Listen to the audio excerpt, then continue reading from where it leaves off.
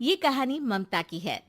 बचपन से ही घर में ये एहसास दिलाकर पाला गया कि औरतों को बोलने का हक नहीं है। अरे ममता, जरा जल्दी जल्दी हाथ चलाओ। रोज ऑफिस में देर पहुंचता हूँ तुम्हारे कारण। लेकिन आपका सारा खाना पैक और तैयार भी है। अरे जबान जितनी चलाती हो उतना अगर हाथ चलाती ना तो शायद घर को अच्छे से मैनेज कर पाती। क्या मतलब है? क्या नहीं मिला आपको? मोजे मोजे कौन देगा? ममता भागकर पति को मोजे देती है।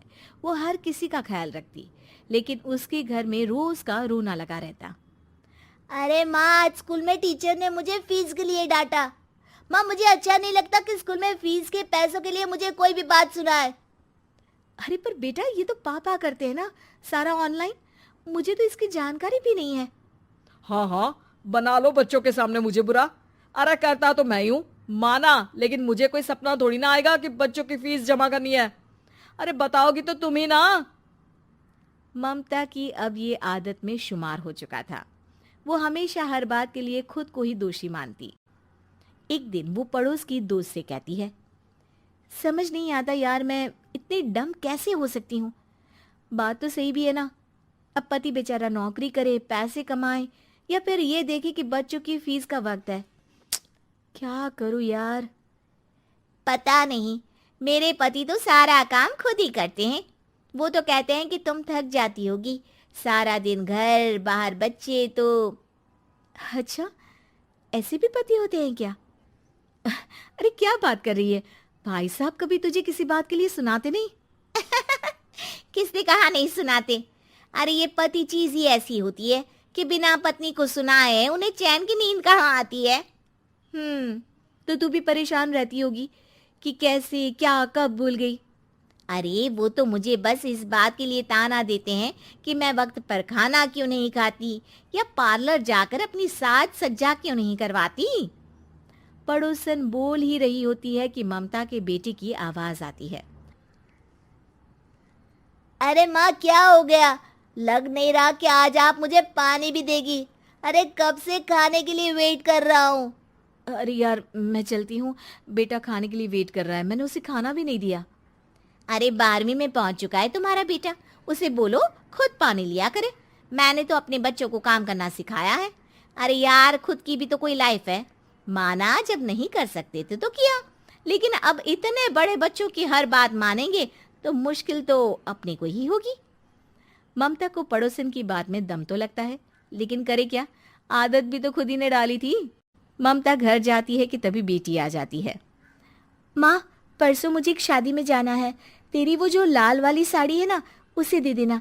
मैं आज जाकर टेलर को दे दूंगी, वो उस साड़ी से सूट बना देगा। अरे नहीं नहीं तारा, वो मेरी माँ ने मुझे दी थी और उस साड़ी से मेरी काफ़ी भावनाएं जुड़ी हैं। तुमको ना मैं दूसरी साड़ी दे दूंगी। ओके, कोई बात नहीं, लेकिन आज दे ही देना पक्का। तारा माँ की साड़ी से सूट बनवाकर पार्टी में जाती है, लेकिन जब वो पार्टी से लौटती है, क्या है, मैं तो समझ ही नहीं पा रही हूँ। अरे जब वो साड़ी मांगी थी तो ये छल्ली सी साड़ी क्यों दे दी?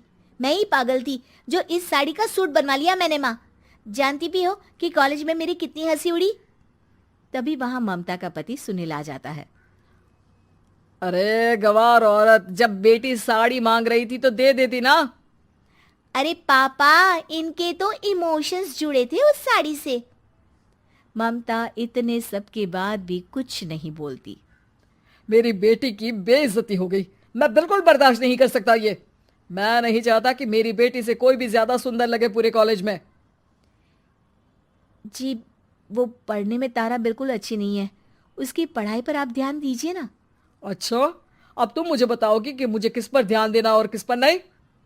रमेश जैसा ही ये वाक्य पूरा करता है, ममता की बेटी और पति उस पर जोर जोर से हंसते हैं।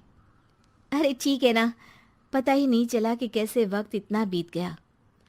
अरे कैसे पता चलेगा माँ, हम लोगों के पीछे जो तू बैताल की तरह चिपकी रहती थी, तुझे कैसे वक्त का पता चलता?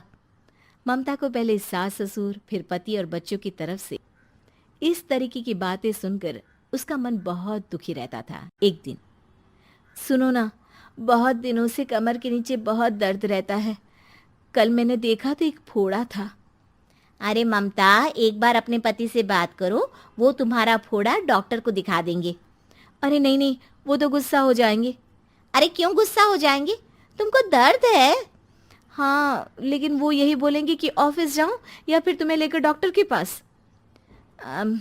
तो बेटे से ही बात कर ले। अरे वो तो मैं कर लूं, लेकिन फोड़ा है ऐसी जगह कि उसे बताते मुझे शर्म आएगी। लेकिन कुछ ना कुछ तो करना जरूरी है ना। ऐसे कब तक फोड़े के दर्द से तड़पती रहेगी? अब तो सोच रही हूँ कि इनसे बात कर ही लूं, वरना दर्द के मारे कहीं मर ना जाऊं। लेकिन शाम को, ममता, क्या किया तुमने आज? खाने के डिब्बे में कैसा खाना दिया था? दाल खराब हो गई थी। कब की थी? दाल तो मैंने सुबह ही बनाई थी, खराब कैसे हो गई? अच्छा सुनिए ना, मुझे कहना है कि अरे गरम दाल बंद करोगी तो ऐसा ही होगा ना। बेइज्जती हो गई सबके सामने मेरी। ऑफिस वालों ने ऐसा मजाक उड़ाया कि क्या बोलूं। कल से ठीक से खाना देना है तो देना, वरना खाना देना बंद कर देना। बाहर खा लूंगा मैं। ममता, जो पति से अपनी परेशानी बताने वाली थी, वो अब ये सोचने लगती है कि कल से पति को खाने में क्या दे। अगले दिन ममता थकी थकी सी हालत में, आप लोगों के लिए नाश्ता बना दिया है, खाना बनाने की हिम्मत नहीं है आज तो। रात भर सोकर थक गई है ना, इसीलिए तो खाना नहीं बना सकती। हिम्मत नहीं हो रही है, मैं बस सोने जा रही हूँ। बस मैडम को सोने का बोल दो, फिर देखो कैसे सोती रहती है। माँ, फिर वही पराठा सब्जी। अरे हमारे साथ के दोस्त एक से बढ़कर एक नाश्ता खाना लेकर आते हैं, आप तो बस। सभी घर से निकल जाते हैं, लेकिन जब शाम को बेटा घर आता है तो घर में अंधेरा रहता है। बेटा लाइट जलाता है। क्या माँ, तुम्हारा भी जवाब नहीं है बिजली का बिल बचाने के लिए? वो बोल ही रहा होता है कि सामने माँ जमीन पर लेटी मिलती है। वो उसके पास जाता है। अरे माँ, क्या हो गया माँ? तभी वहां पड़ोसन आती है। अरे बेटा, तुम्हारी माँ के पैर के पास एक फोड़ा है, जिसके कारण ये लगातार कमजोर होती जा रही थी। मैंने उसे पहले ही कहा था कि घर में बता दो, लेकिन तुम्हारी माँ किसी को तंग करना नहीं चाहती थी। तभी वहां डॉक्टर आ जाता है। अरे इनके ऑर्गन में दिक्कत है, कोई बात है जो इनके मन में खटक रही है। अरे नहीं नहीं, इसके मन में कोई बात नहीं है। कोई काम है नहीं ना इसके पास, सारा दिन बस घर में ही रहती है। देखिए, मैं तो ये नहीं जानता, लेकिन हाँ, इनके मन में हमेशा कोई बात रह जाती होगी, इसीलिए उनकी ये हालत है। अगर आप समय से नहीं ले आते तो हो सकता था कि। अरे नहीं नहीं डॉक्टर साहब, हम पूरी कोशिश करेंगे कि वो ठीक हो जाए। हम लोगों ने अपनी ही परेशानी माँ के सामने रखी, लेकिन किसी ने माँ की दिक्कत को जानने की कोशिश तक नहीं की। हाँ, मैंने भी ममता को हमेशा घरेलू जरूरत से ज्यादा काम का नहीं सोचा था। ममता को होश आता है और वो खुद को अपने बेडरूम में देखती है। वो उठने की कोशिश करती है कि माँ, अब आप नहीं उठेंगी। हम लोग है ना, हम लोग आपको पूरी तरह से खुश रखने की कोशिश करेंगे।